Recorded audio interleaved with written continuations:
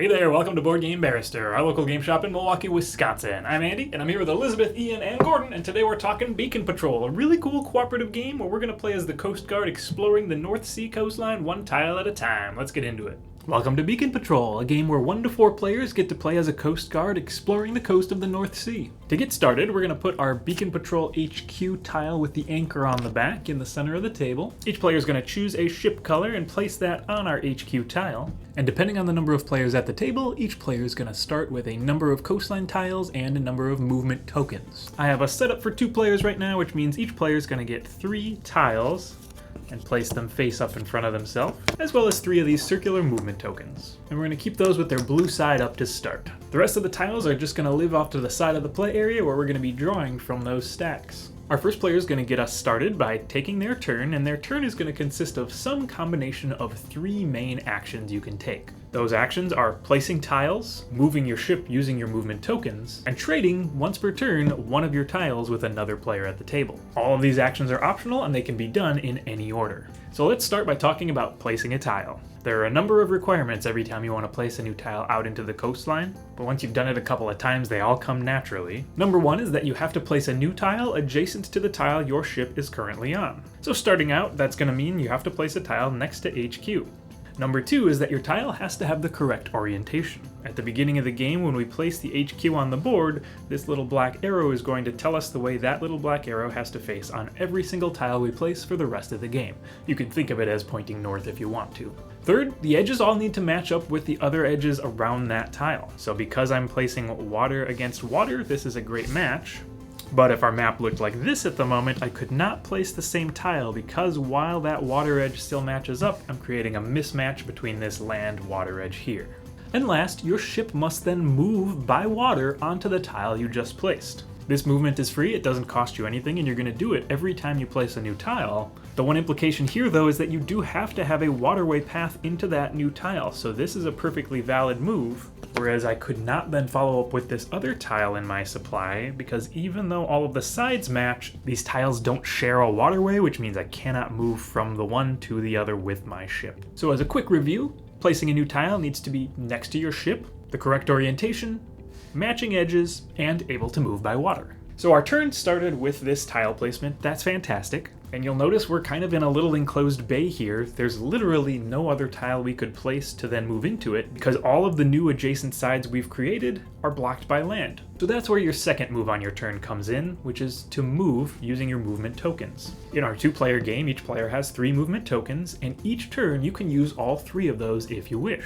To use a movement token, you'll flip over one of these to their red backside, and that'll allow you to move your ship 1 space adjacent to where it currently is. So we can move back to HQ, and that opens up new opportunities to play more tiles. And the last thing you can do on your turn amid playing tiles and movement tokens is to trade 1 tile with another player at the table. So if my partner in this case had a tile that looked really appealing to me and was willing to trade, we could trade that tile for the 1 remaining tile I've got in my supply, and I'd be able to play that tile right away into this space. But let's say for the sake of example that I didn't play that tile, because when I choose to end my turn, I no longer want to make any moves, trades, or play any more tiles. Then I'm going to do a couple things to finish my turn off. First and foremost, any tiles that I did not play on my turn are discarded permanently and won't be seen again this game. I then refresh my tiles with 3 new ones off the top of the stack.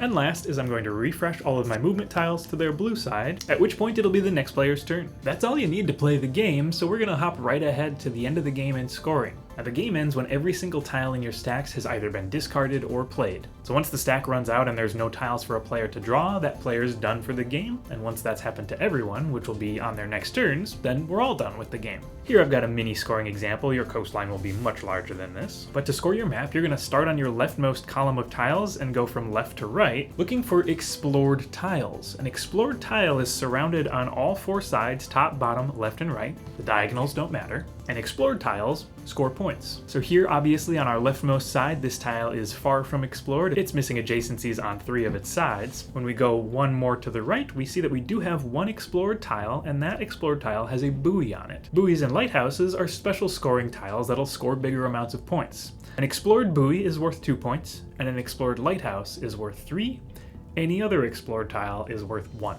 And your HQ actually does count as a lighthouse as well, so our explored HQ counts as 3 points as well. And when you are finished with your scoring, you're going to refer to this chart on the back of the book to see who well you did and what you got to compete against next time. Hey folks, sorry to interrupt. This is just a 15-second reminder that we're a small team of board game lovers running an actual board game shop here in Wisconsin. If you like what we do, you can support us directly by shopping with us online or by stopping in the next time you're in our area. Thank you. All right, back to your video. So Beacon Patrol has been on our shelves for a while now, and a bunch of us have really liked it. I don't think any of us at the table have gotten to play it before, and so it lives up to at least our internal hype. It was really a ton of fun. Relaxing, I don't know, as a 4-player game, we felt the pressure of, can we cover the lighthouses? Can we cover the lighthouses? Really, come on, I need to get to the cover of the lighthouses. As a solo game, maybe it's more relaxing, but gosh darn if it wasn't a good time.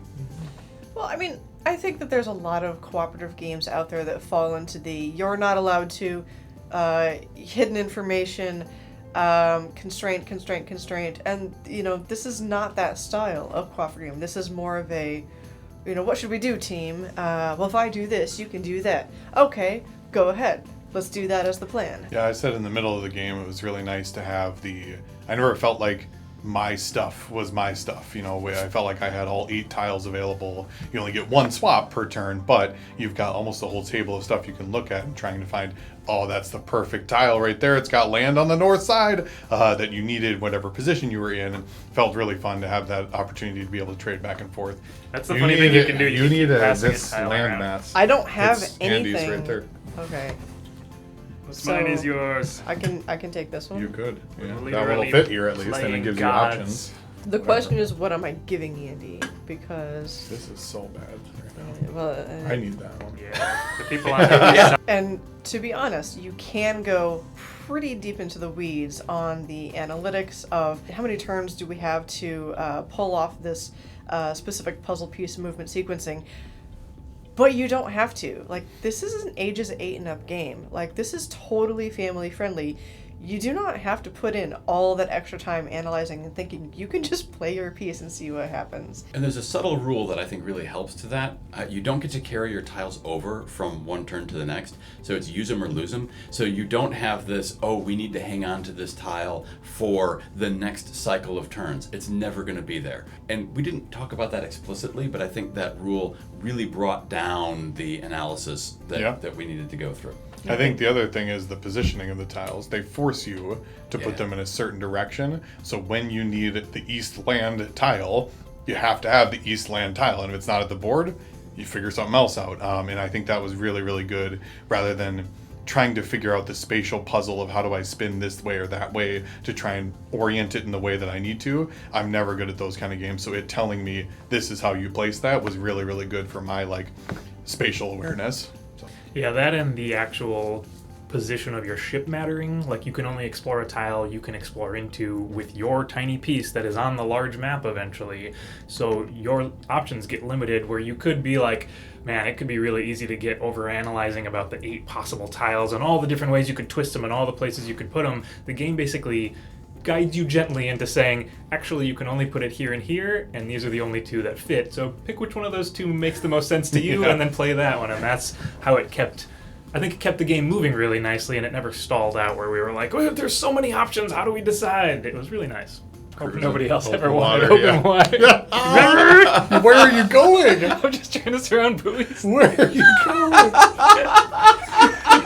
I also found that I was really engaged in everybody's turns, not because I was working on some long arcing strategy, just because it was kind of cool to see what they were going to do, right? Mm-hmm. And was Ian able to pull off, getting the pieces that he wanted for the island? And the game is littered with successes, right? All of these little feelings of, oh, we did this cool thing, and there are so many tiles that score, right? That you get lots of scoring opportunities. You've got lots of buoys, you've got lots of lighthouses, but then sometimes you're really happy to get that open water because it helps you get to where you're going to go. And so kind of playing most of your tiles felt good in one way, shape, or form.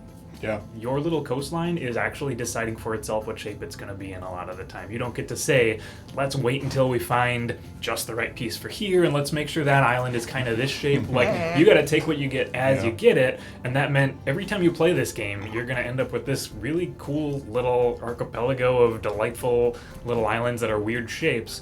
All right, and if you like puzzly cooperative games like Beacon Patrol, we know there's not a ton out there, but we really liked Mass Transit. It's a cool sequencing card game where you're trying to play out railroads, ferries, and buses to get 6 commuters home before dark. It's a treat. You should check that video out too here. For the time being, you can hit that like button, leave a comment if you got one, subscribe to see new videos every week when we post those, and check out our online store where you're gonna find Beacon Patrol. Thanks for joining us this week. We're gonna see you on the next one. Thanks.